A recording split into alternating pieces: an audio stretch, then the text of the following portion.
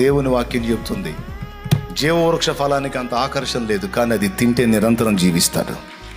మంచి చెడుతో తెలివినిచ్చే ఫలం మరణాన్ని తీసుకొచ్చింది, కానీ దానికి భలే ఆకర్షణ ఉందని బైబిల్లోనే రాస్తుంది. చూస్తారా? చూడు, ఆదికాండం 3వ అధ్యాయం 6వ వచనం.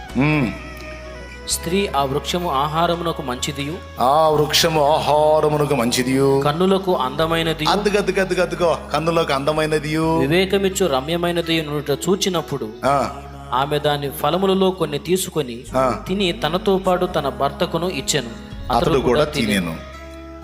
ఏం చేద్దాం? నిషిద్ధమైన వాటికి ఆకర్షణలు ఎక్కువ. దాన్ని కనిపెట్టి పురుషుడైనా స్త్రీ అయినా ఇంతసేటు ఆకర్షిస్తున్నాయి అంటే ఇది మొత్తానికి డేంజర్. నా దేవుడు వద్దన్నాడు కాబట్టి నాకు వద్దు ఈ దరిద్రం అని కంట్రోల్ చేసుకుంటే ధన్యులు.